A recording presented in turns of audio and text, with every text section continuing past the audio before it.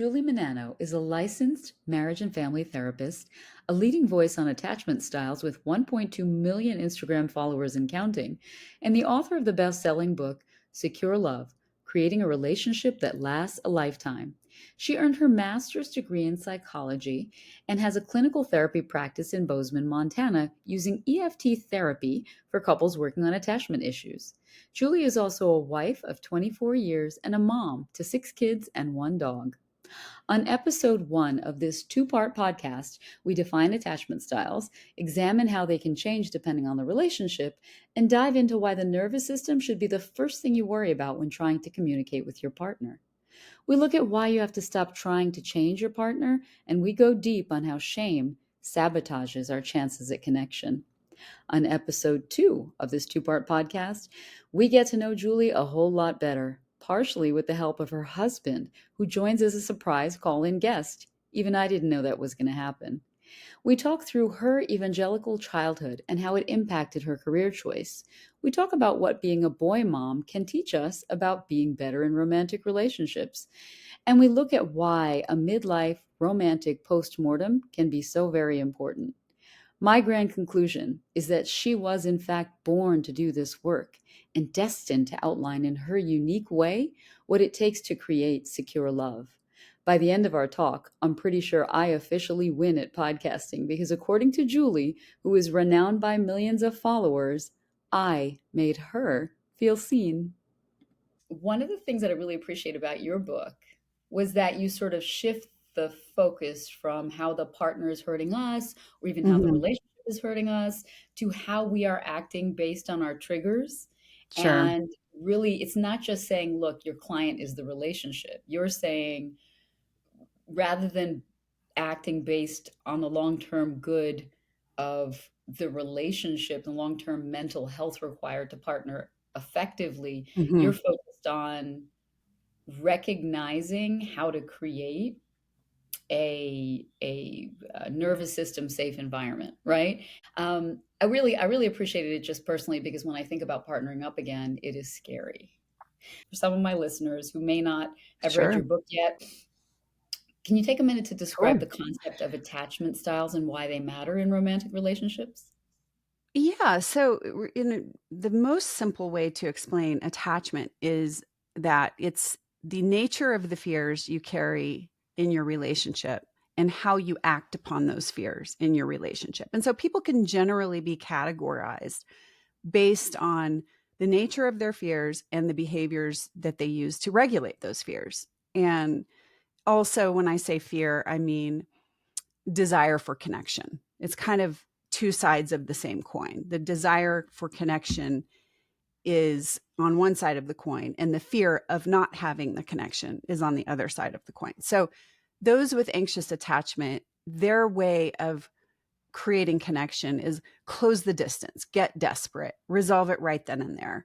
There's kind of this like desperate, that's why it's called anxious, because it's this kind of desperate energy that sometimes doesn't work, often doesn't work, because it's anxious driven, it's fear driven.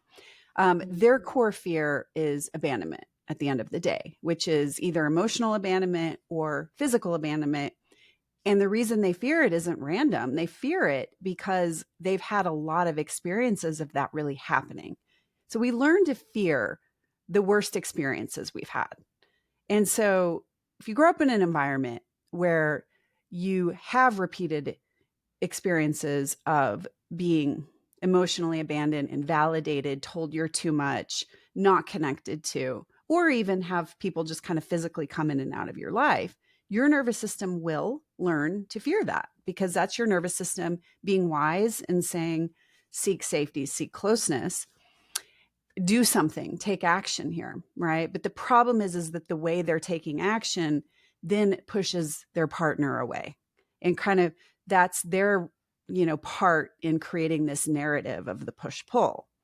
Mhm. Even when their partner is, like you mentioned in the book, even when their partner really truly is not showing up for them, they're still not reacting to that in a way that's really going to help the situation, right? Mhm. And then we have avoidant attachment, which the core fear of an avoidant attachment is failing, being unworthy, not being competent, and all of it circles also back to then rejection and loneliness at the end of the day. Because if those things are true, what's the impact? Well, you'll be rejected. You won't be respected. Um, so to manage that in the relationship and to really manage their own need to feel competent and safe, and their need for their partner to see them as competent, they will often detach from their feelings. That keeps them safe. They will often try to defend or deflect the concerns their partner is bringing to them. They don't really know how to validate their partner's emotions because they don't have any idea about their own emotions and their own need for validation. And then the narrative, well, sorry, I'm going a little too far here. Then we have the disorganized attachment, which is kind of the way I like to describe disorganized is you take a blender and you pour some anxious in and you pour some avoidant in, and then you sprinkle on some trauma, and then you blend it up, and then you take a glass and you might pour it in the glass, or you might just kind of pour it all over the counter. Who knows, you know? You forgot the And so vodka. But yeah. there you go. We add some vodka in. And so it just, you never know what you're going to get. It's a mixed bag. There's, at least those with anxious and avoidant attachment, they're at least predictable. We Mm, kind of know how they're going to respond most of the time to a trigger. Those with a disorganized, you don't really ever know. The fears are more intense. The fears are more not just related to abandonment and unworthy, but there's also this piece that people are really out to get me. mm, When their mhm. partner has a kind of an angry look on their face, whether they're thinking or whether they really are angry, it's not just they're mad at me, it's they hate me. And It's an that's attack. scary. Yeah, Yeah. it's terrifying. And so, because of the level of terror that they're feeling a lot of the time, their behaviors are bigger. Their feelings are more intense. When the more intense the fear, the more intense the behavior to manage the fear. So, then we have secure attachment. And these are people that absolutely don't want to be abandoned, absolutely want to be seen as worthy. We all do. We need that in our relationship. But when that's not, first of all, they kind of gravitate toward people who can show up for those needs. And then when those needs aren't met, because no relationship is perfect, they're able to kind of handle that feeling and reach for resolution from this kind of balanced place, right? They know resolution needs to happen. They're emotionally engaged in that, but they're not super dysregulated about, You made getting the need met. you made a really good point in there because trying to do a bit of a relationship inventory, it's Mm-hmm. such a healthy midlife thing to do, you know, even if you're Isn't not it? even if you're Yeah. not single. And so when I look back over my life, I think my original setting was for secure attachment. Most of the time, I knew the Mm-hmm. adults were there for me. Nobody was perfect, but most of the time Sure. I Good got the good enough. stuff. I got the stuff I needed, right? And you make the point in the book that people can shift their attachment style within the course of a relationship. Definitely. That was Yeah. shocking to me Really. to see that written Yeah. down. And do you think people see it happening, feel it happening, or start questioning themselves too much? Because as a couples therapist, you see Mm-hmm. this. I think people with insecure attachment or people who are in a relationship that's kind of leading them into an insecure attachment because they start to feel insecure are going to switch back and forth. They're Mhm. going to go from, is it me? Is it them? Is it me? Is it them? And sometimes you're going to see, the behavioral result from it's me, which is trying to change me, trying to get me to be better. Because why are they rejecting me? Is it something I'm doing wrong over here? And then they're going to switch back into, well, it's them. I need to change them. They're the bad guy. They're the one not showing up for me. So I need to protest and somehow get them to change or defend myself to get them to change. So what I see is that people with insecure attachment tend to go back and forth between the two, whereas those who have more of a sense of security are going to kind of hold both. Maybe I do need to make these changes over here. And but also like I really need to pay attention to my, you know, what they're doing to contribute here, right? This isn't all or nothing. Some people with an insecure attachment, I mean, in an insecurely attached relationship are going to, depending on the level that their partner isn't able to show up for them, they might go through a period where they just get thrown off kilter until they can kind of pull themselves back together. For people who have been in situations where their original attachment style faltered, you Hmm. know, where they feel like generally they were securely attached and then they got that side swipe of life and that Hmm. relationship where they got completely thrown off kilter, Hmm. how can they train themselves? How can we train ourselves to trust our instincts again? I think number one would be learning how to recognize those instincts in the body. A lot of people have a hard time trusting their instincts because they're overriding them, they're ignoring them, they're not listening to them. Mm, And I really, when I'm working with partners, I mean, I'm constantly going into the body to find the answers. And that looks like, hey, my this person just said something to me. Like this person I'm dating, right? We're out at dinner and I noticed that something they said kind of caused my chest to tighten up a bit. And I need to pay attention to that instead of overriding it and saying, well, it's probably, who knows, maybe they're just this or maybe they're just that or, maybe I'm just being scared or whatever, right? That's okay, but it's better to really dive into that and go, what was my chest saying right then and there? Like usually tightening is kind of a fear response. What am I afraid of right then and there? And then you can kind of get into this deeper exploration and you know use that the wisdom of your body to make sense of it in a way that is either, yeah, maybe this is coming from my past and I need to pay attention to that, or maybe, past experiences and maybe that's what was going on there, or maybe this is something I need to pay attention to about their behavior that mm. doesn't feel right. And if it continued to be like this, what would that be like? Does that make sense? I can. It does. And it makes Yeah. me wonder, there's this school of wisdom in psychology right now, especially in social media, Hmm. where it's all about boundary setting. It's Hmm. all about people saying, I'm less interested in what your partner did. I'm more interested in why you don't set Hmm. the boundary, et cetera, et cetera. Do you think that boundary focus prevents us from growing? I think boundaries, like anything else, can go too far. It's just a matter of, are you using boundaries as a way to connect, or are you using boundaries as a way to wall off? And Mm, sometimes we need to use boundaries as a way to wall off, right? But when it's with a partnership, if you're, kind of implementing boundaries and using boundary verbiage in a way that's, I've got to protect myself from you, I mean, that's anti connection. And mm, so, in a loving relationship, where boundaries need to come from is more of a place of, look, I need for you to change this so I can feel closer to you.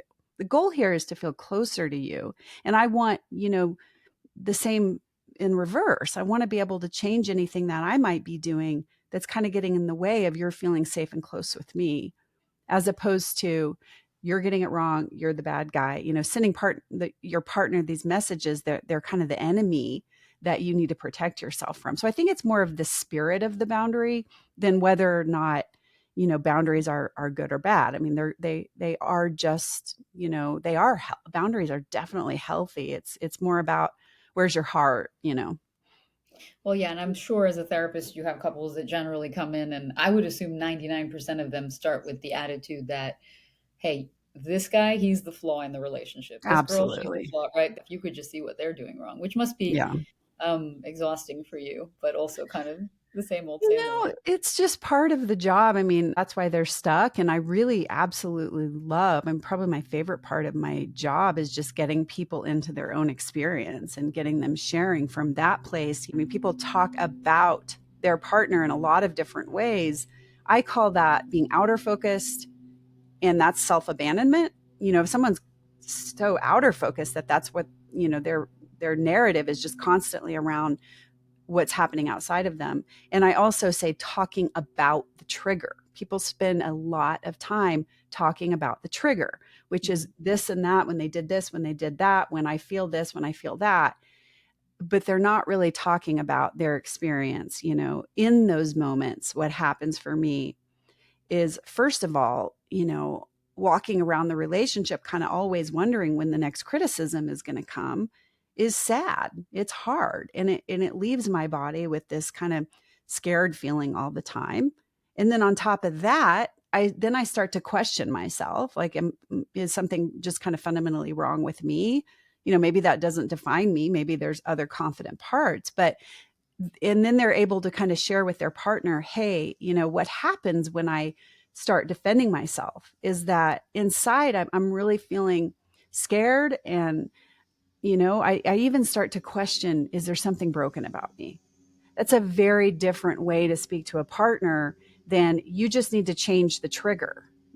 I The want that way partner to change the trigger. Go ahead. the way that you're talking about it, though, is from a place of really practiced vulnerability, right? Like not Absolutely. only watching Yep. these couples over the course of how many ever decades you've been doing it, but also in your own life, you've been practicing it because you've been married for what, 25 years, 30, something like, right? I mean, you 24 a week ago. Yeah. 24 years. Yep. Okay, happy anniversary. Thank you. So you're in your 25th year of marriage. You're practiced at saying things in a vulnerable way, but Yes. not everybody is comfortable at all being vulnerable. And unfortunately, No. we don't learn that about people until it's too late. We're married or we're in a Right. relationship. Can you tell me what is the difference between emotionally emotive and Mhm. vulnerable? And Okay. follow up question, how many people, men, do you Yeah. think really are comfortable being truly vulnerable in these conversations that you have? Well, I love both of those questions. So I'll start with the first one. We'll give you a personal example. Mhm. I am have, in my past, when I didn't know how to manage, my feelings and be vulnerable, I definitely was more on that anxious side. And my husband was more on the avoidant side. And so, yes, I was much more emotionally emotive than he was, right? But that doesn't mean, like you said, vulnerable. So emotionally emotive for me was, what happened? Like, something happened a week ago or something, and I got really mad about it. But emotionally emotive would be, I can't believe you did that. I'm so mad at you. How dare you? Why don't you ever listen to me? There's a lot of emotion in that. I'm not shutting down. I'm getting heated and protesting. That's Mm, emotive, though. It's not going to work ultimately. You know, mm. even if it does work, even if he does respond to that, he's going to hold on to resentment. His feelings of being talked to like that aren't going to be tended to. So now, fast forward to having a secure attachment. Vulnerable is not just going to him and being like, I'm really sad that you did that, but it's saying, I feel a lot of pressure in my body and I really need to be understood right now. And now he knows that is it's almost like the reverse of a safe word, right? It's an Yeah, asking for a safe yeah. word. Yeah, it's What kind would of you like call sharing the emotion is the pressure in my body.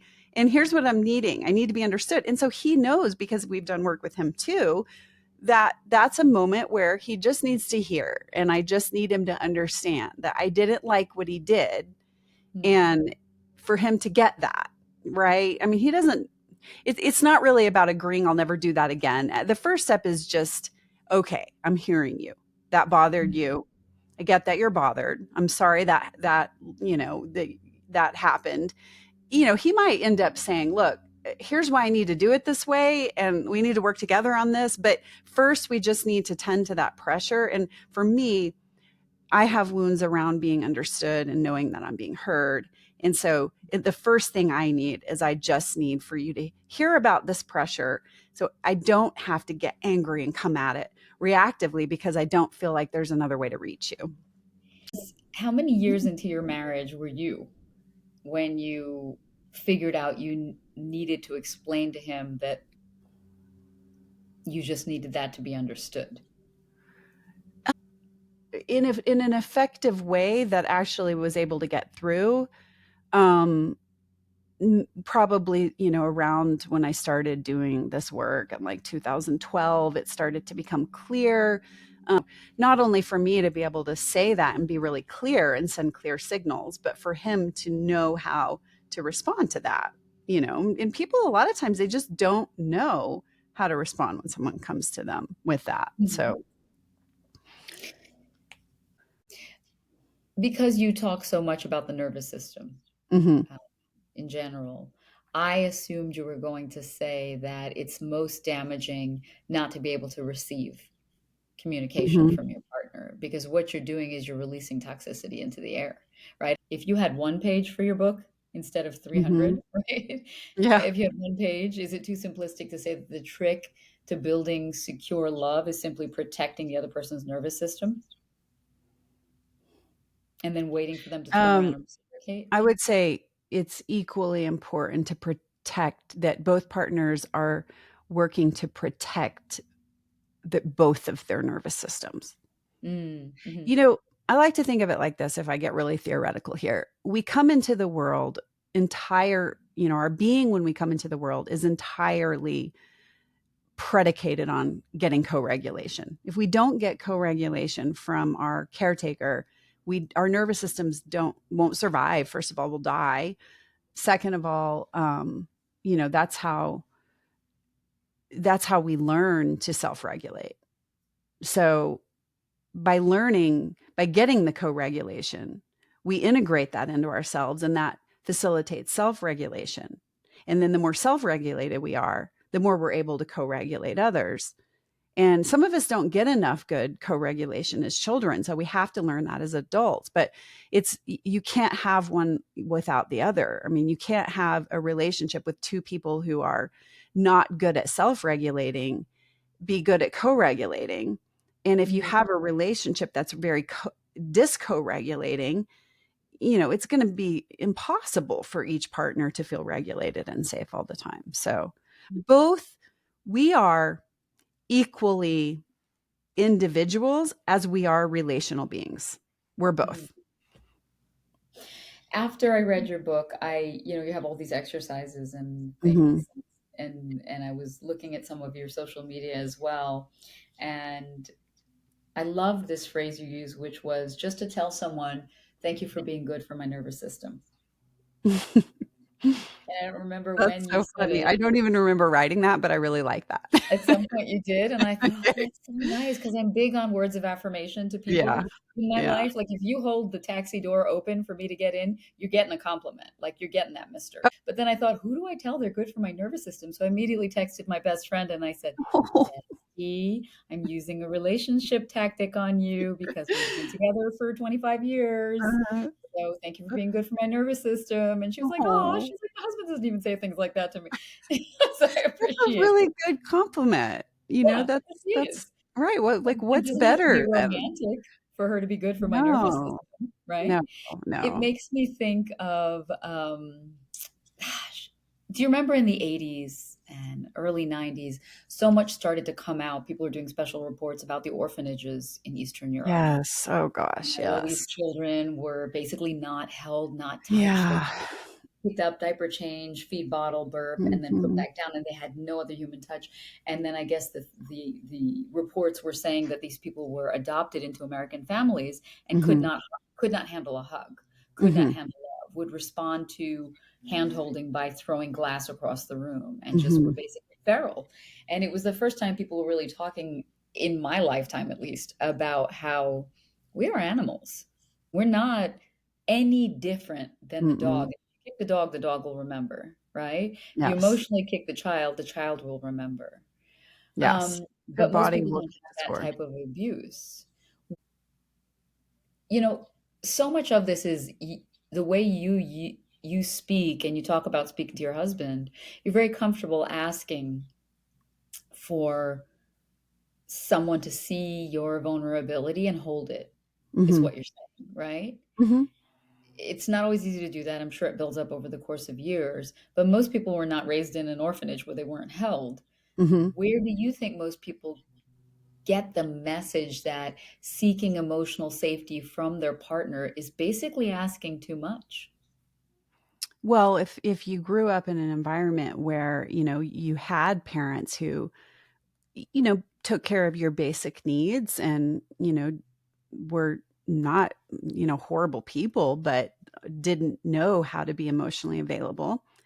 And you have a bad day at school and you come home and you say, yeah, the teacher yelled at me. And they say, well, Why did the teacher yell at you? What are you talking about? I'm calling the school. I'm calling the school.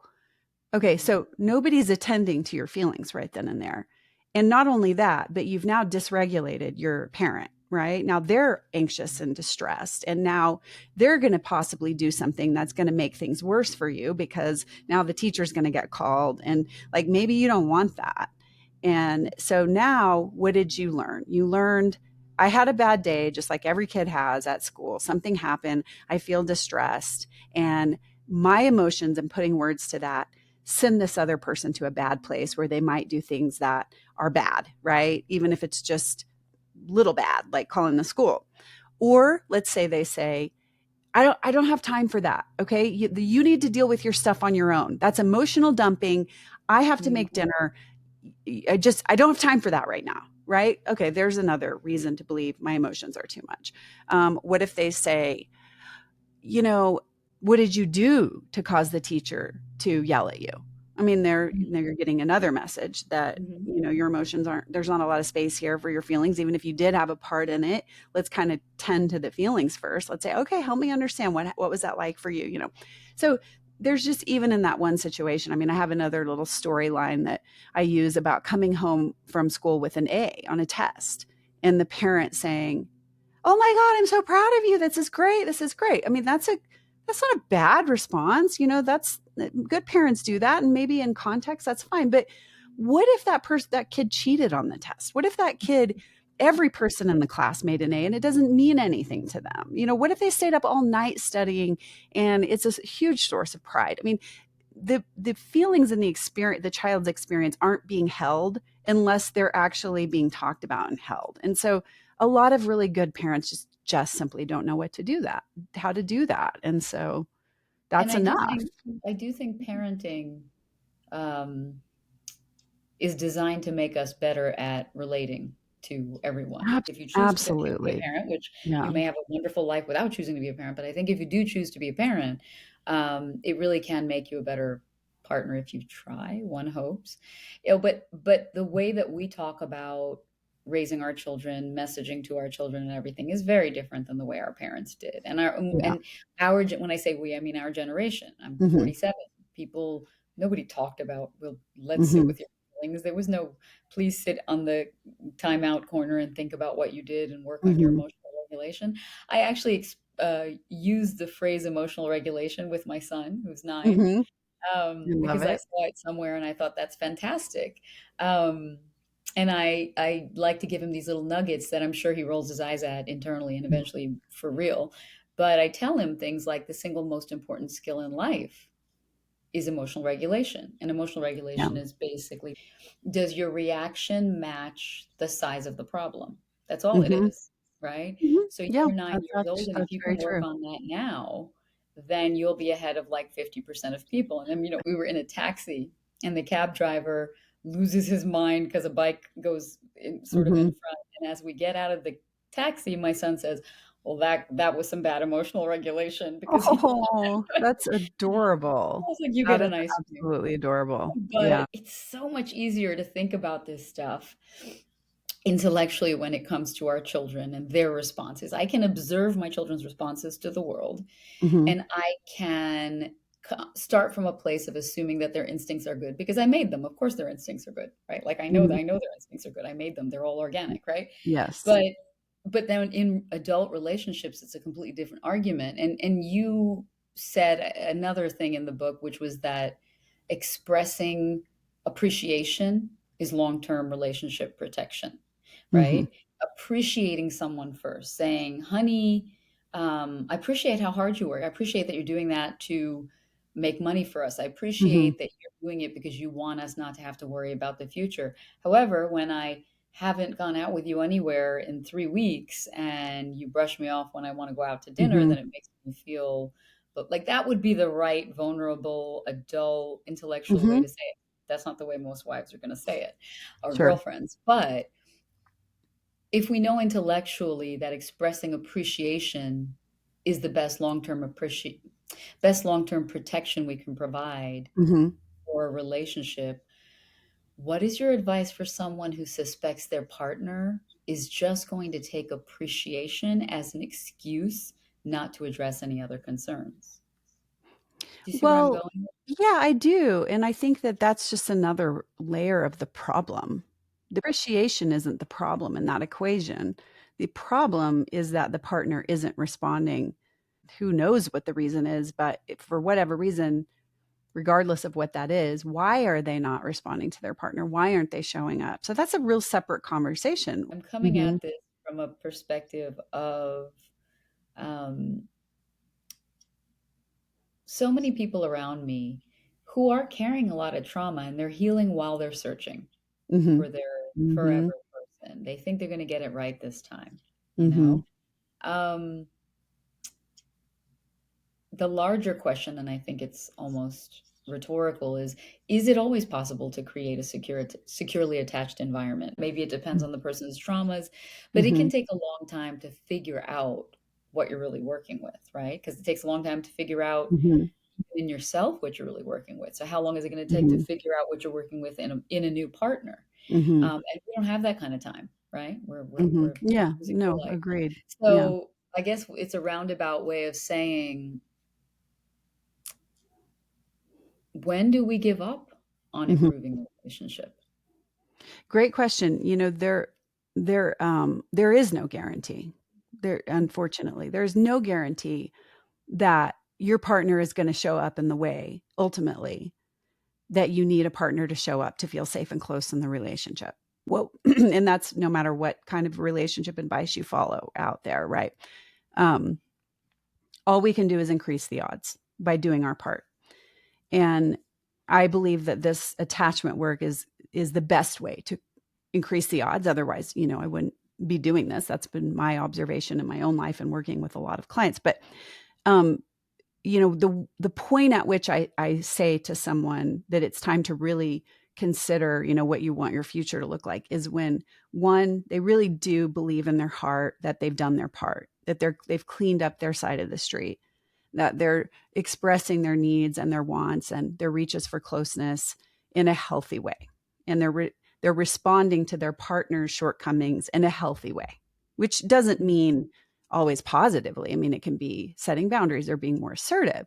If you really feel that you've put that into practice, not just one or two times, not for a week, but consistently, Mhm. for weeks or months, or, I think even with some people, years, if their situation is like complicated, it really depends.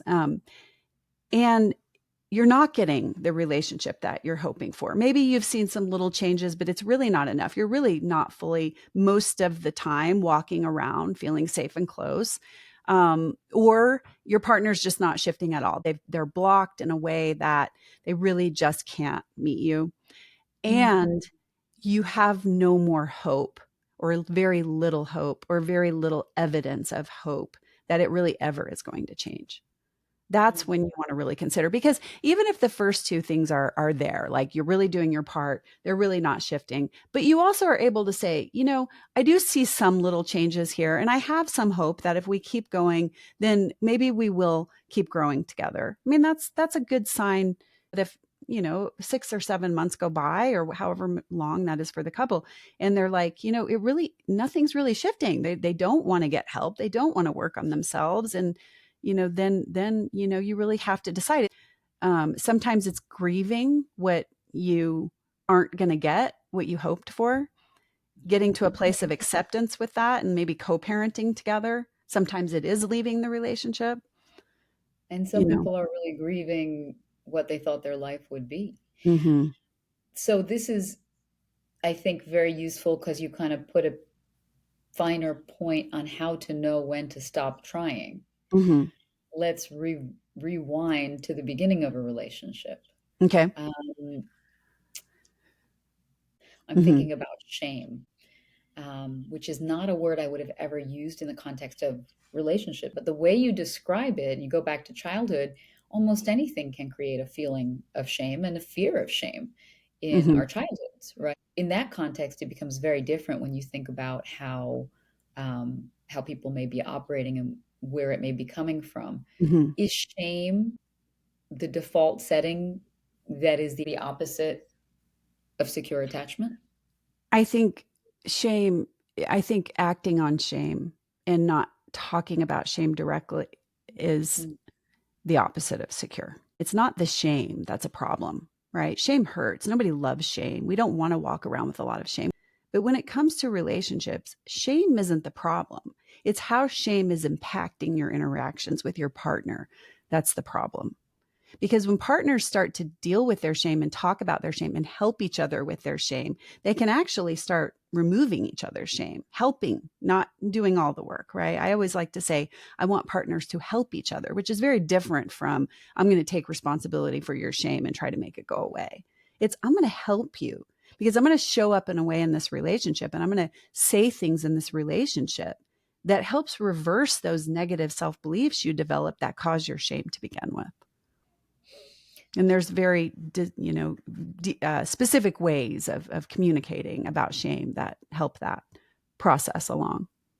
I think a lot of times, even when you try to create softness and create a safe Mm-hmm. environment for their partner, that can be rejected.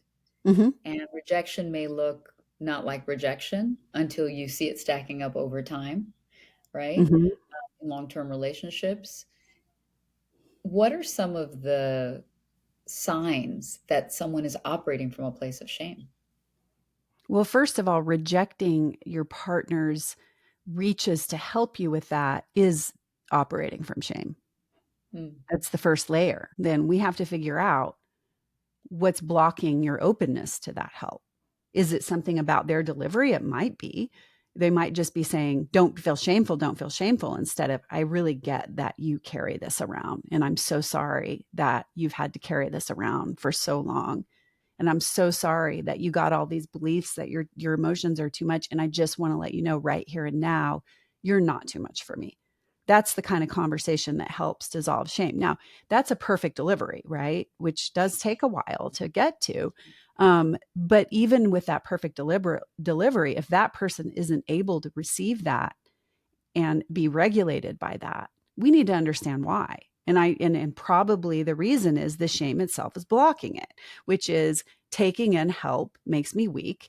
And I already walk around with this self-belief that being vulnerable and getting help is weak. And that if I go there, then this weakness in me is going to be exposed and I'm going to be rejected. So the answer to that isn't, okay, I'm going to take it in, I'm going to override these feelings, and I'm just going to tell you what you want to hear. The answer is, there's a part of me that can hear that and take that in and know that there's goodness in that. But there's this other part of me that's so afraid if I take that in, you're going to see me as weak and defective. And so Mhm. that is the way to talk about it. We're talking about what is on the deepest level instead of the acting out of it would be just shutting down, not say anything, saying, hey, don't tell me that, that's acting out on it. Not acting out on it is putting words to it. And this is what I do. I mean, I really have to, in my practice, help people get the words. And that, I don't know if you know this, but I'm working on a podcast right now where I'm doing 20 sessions with a real couple. We've gotten through 3 at this point, but that's, Mhm. it's, there's only so much you can tell people this without working with them in the room. And so I'm hoping that the work I'm doing with Melissa and Drew, my couple, will really bring this to life for people. It's Talk about amazing. an I mean, I got exercise in 1,000 vulnerability, plus you know? applicants for this. I had to That's really great. narrow it down. So it's just a testament to how people are really needing help, with all of this. What do you look for as signs that a couple is likely to be able to get the most out of what you do? Hmm. I would say probably the biggest sign is how well are you able to participate in the therapy? Mm. Most people are able to. Some people that with disorganized attachments, I mean, they just get so triggered and dysregulated by what their partner's saying that they can't participate. They can't settle in. They can't trust. They can't, you know, wait, hear and their partner's experience, which I'm always creating a lot of safety. And for the most part, I can work with that because I just have the therapeutic skills to regulate and co-regulate. But if the session is getting to the point where most of our time is spent with me co-regulating one of the partners, then that's not really couples therapy at that point. So that person needs to go and get some help getting their body down into a more relaxed state. so that they can participate in the work. But that's the rare exception. It's not